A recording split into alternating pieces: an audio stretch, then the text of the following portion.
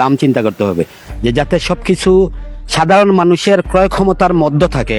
Hijacker বা মনে করেন আপনার ছিনতাইকার তাদের কাত মিলে কিভাবে দেশটাকে সুন্দরভাবে আগের মতো সাজাইতে পারে, দেশ শান্তি হোক। দুর্নীতি ছাড়া বাংলাদেশ, কোনো দুর্নীতি থাকতে হবে না। 17 বছর ফ্যাসিস্ট সরকার দেখেছি, তো বর্তমানে সরকারের কাছে আমার প্রত্যাশা এটাই থাকবে যে যাতে দেশ ও জনগণের কল্যাণ হয়, যেটাতে কল্যাণ হয় সেরকমই ওনারা সবকিছু গ্রহণ করার জন্য। কক্সবাজারের জন্য প্রথমেই আপনাকে সবকিছুর কথা চিন্তা করতে হলে নিত্য প্রয়োজনীয় জিনিসপত্রের দাম চিন্তা করতে হবে, যে যাতে সবকিছু সাধারণ মানুষের ক্রয় ক্ষমতার মধ্যে থাকে, এটাই সরকারের কাছে প্রত্যাশা থাকবে। আমাদের সাধারণ জনগণ কেটে খাওয়া মানুষ যেহেতু শান্তি শৃঙ্খলাভাবে দেশে চলতে পারে, কেনাকাটার দিকে কেনাকাটার দিকে যেহেতু সাশ্রয়ের দিকে আমরা যেহেতু জীবনযাপন করতে পারি, আমাদের এই যে শ্রমিকদের যারা দিনমজুরি কাজ করে বা দিন খায়, ওদের প্রতি সরকারের মানবিক দৃষ্টি রাখতে হবে, যেহেতু ওরা যেহেতু কোনো প্রশাসনের দিকে বা কোনো হাইজ্যাকার বা মনে করেন আপনার ছিনতাইকার এই ধরনের ক্ষতিগ্রস্ত না হওয়ার মতন। আমি ওই যে মন্ত্রী পরিষদের যারা সভাপতি সেক্রেটারি থাকবেন বা নেতৃবৃন্দ থাকবেন, ওদের কাছে দৃষ্টি আকর্ষণ করতে চাই, যেহেতু কোনো প্রশাসনের দিকে বা সাধারণ জনগণ যেহেতু হয়রানি না হয়।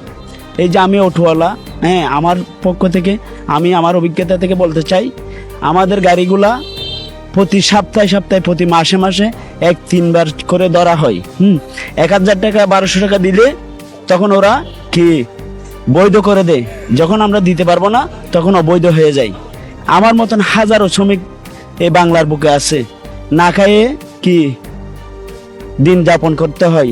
যদি আমি আমার গাড়িটা চালাইতে না পারি, আমি মহাজনকে 600 টাকা দিতে হবে আমার গাড়িটা ধরা পড়লে, বুঝছেন?